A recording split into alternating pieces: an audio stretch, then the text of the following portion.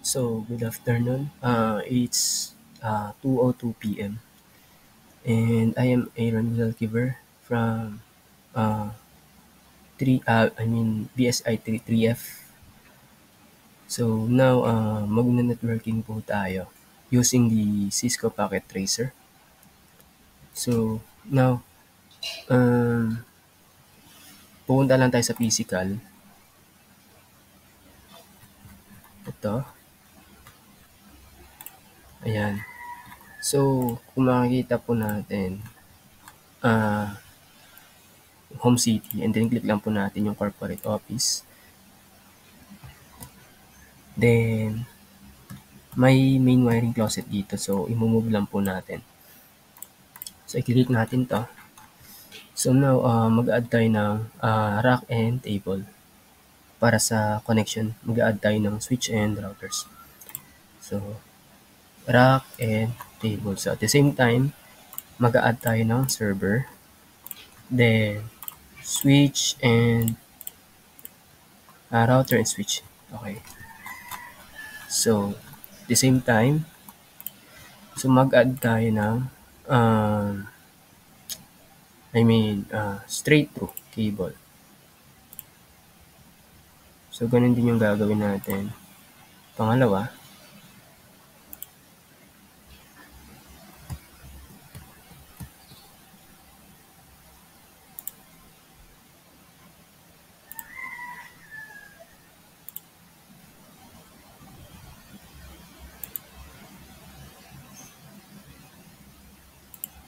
okay. Then, mag-add pa tayo ng isang straight through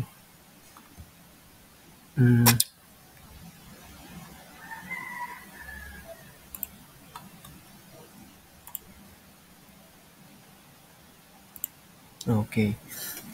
So, kung makita natin, nakakonect na siya sa switch and then sa router. So, now, next naman natin gawin is magko-configuration tayo. So, yan, makikita natin. Punta lang tayo sa desktop, sa IP config. Then, mag-add tayo ng IP address, IPv4, static. So, say 192.168.1.100. So, copy lang natin to kasi sira yung number 0 ko. Okay, so at the same time, copy lang natin to. Lagyan natin sa default.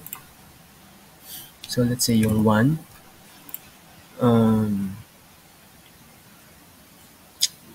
Sige, 1, then 0.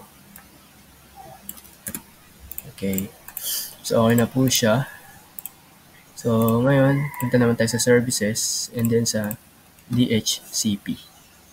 I-on natin ito yung service. So, kaya nagkaroon tayo kaya pumunta tayo sa DHCP para mas mabilis mamaya na hindi na tayo magta-type. So, direct na magre-request na lang din siya ng IP address. So, sa default gateway naman, so, i-copy lang natin to sa default gateway. Copy lang natin to. Then, sa start IP address, may ano na dito, 192.168.1. Okay, so 1.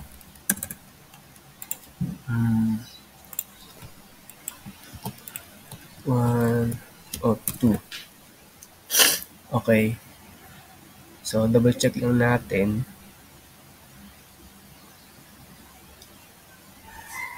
So, 1, 2, 3, 4. 1, 2. Services. Subnet, default gateway. Services. Config, server, default gateway. Okay na siya.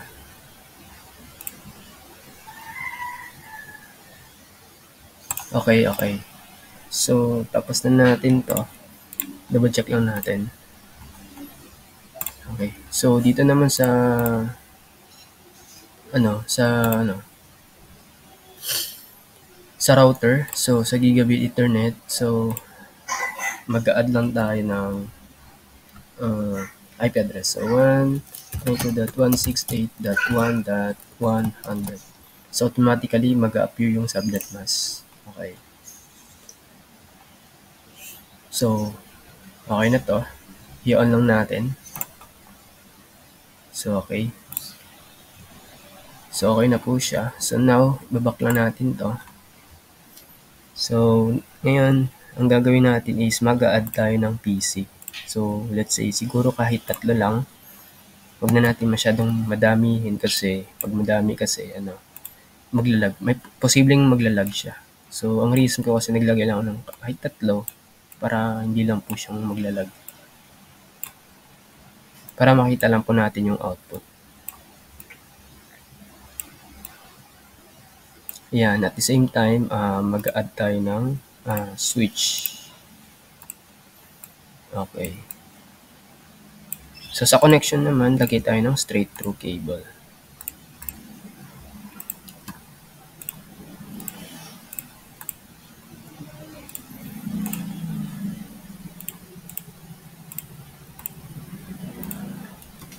So, kakopy lang natin to. Ipe-paste natin sa kabilang room. Okay.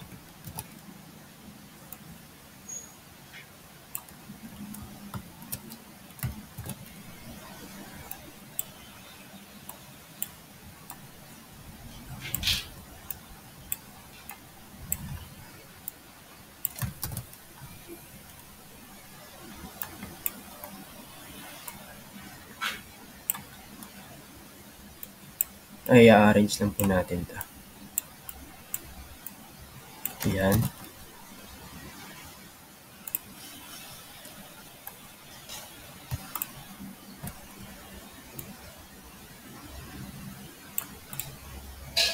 Wait lang.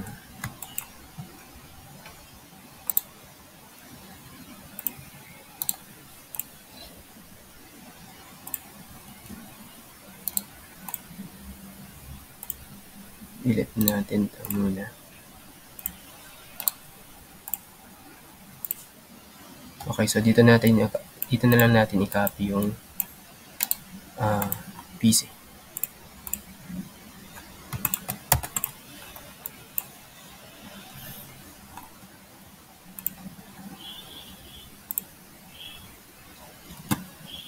Okay, mag-add na lang tayo.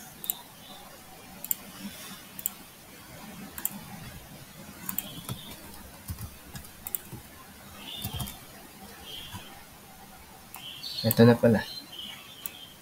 Okay.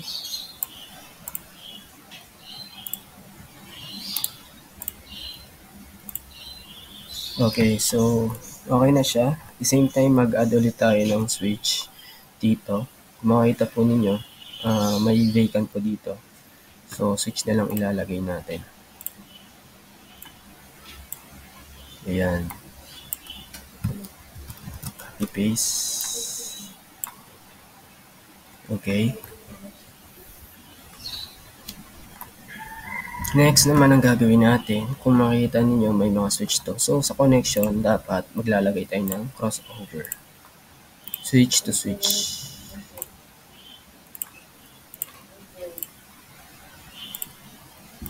Okay.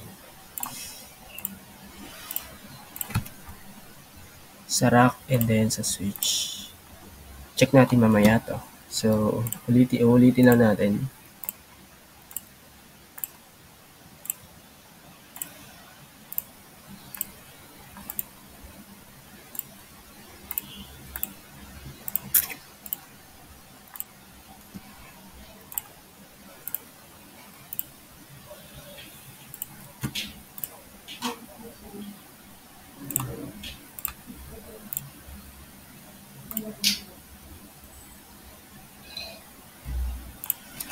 Okay. So, kung makikita natin, ngayon, so nakakonect na siya. Yan. So, next naman ang gagawin natin is, so nakapag-configuration na tayo dito sa router and server.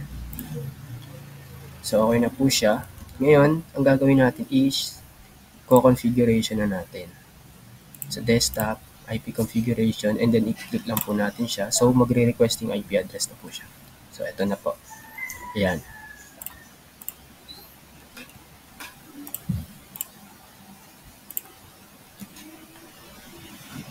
Ayan.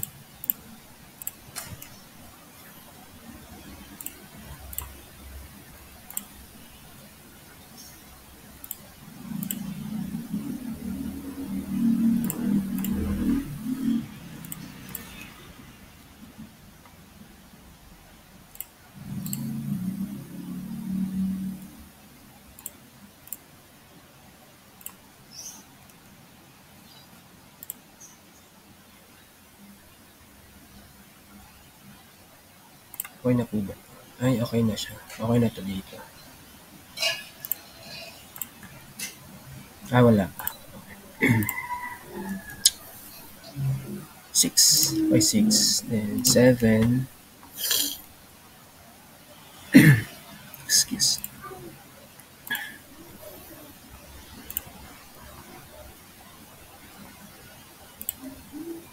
A.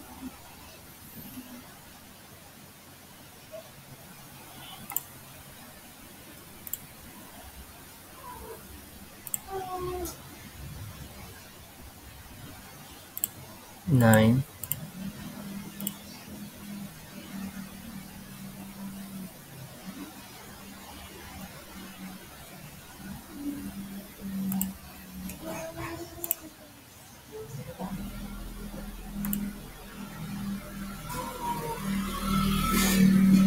9.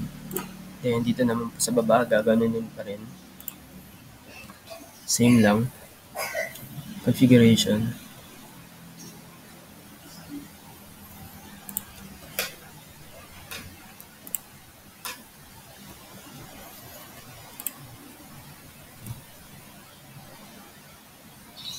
Then,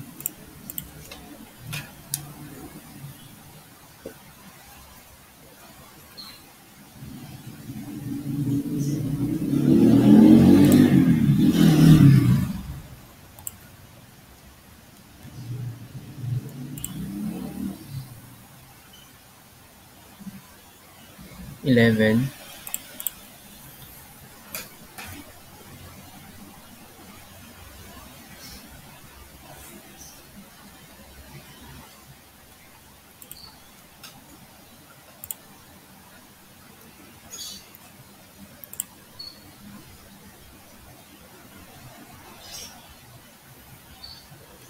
Well, hanggang sa matapos po itong part na to.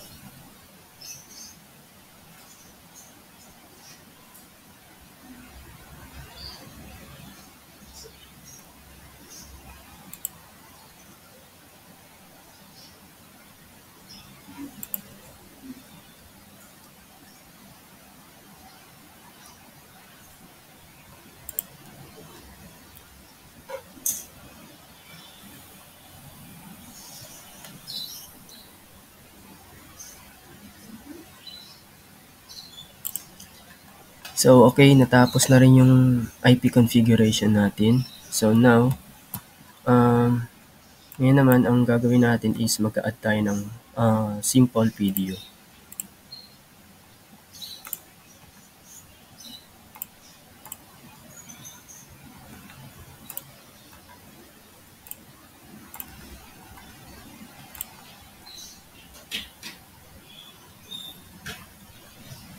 Okay, so may isang field. Gawin natin to. Okay, so successful. So, ngayon ang gagawin natin is gagamit tayo ng simulation para i-run natin. And then, makikita natin yung output nito ngayon.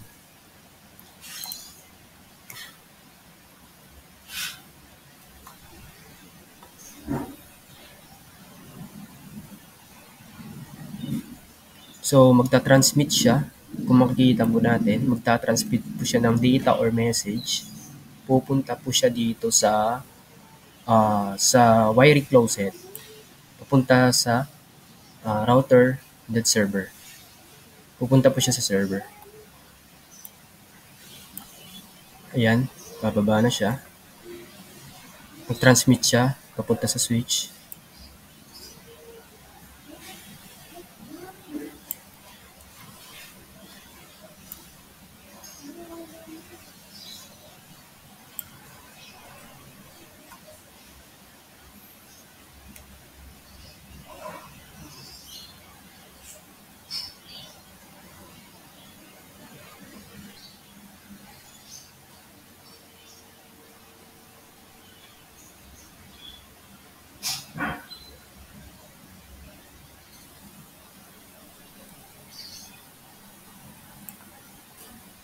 After nito, babalik po ulit siya sa server. So, yung tinatawag na transmit. Data transmit. So, hintayin lamang po natin.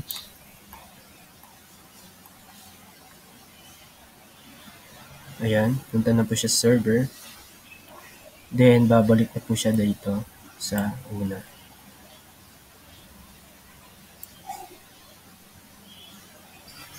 Ayan.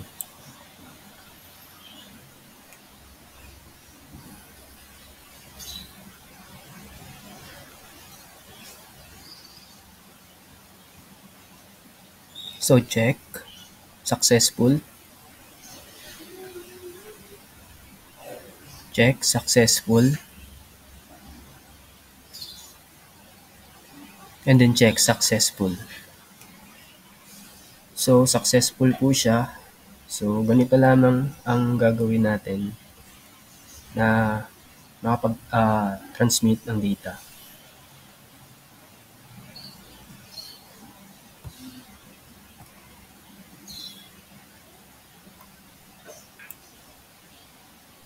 So, yun naman po at maraming salamat at magandang hapon po.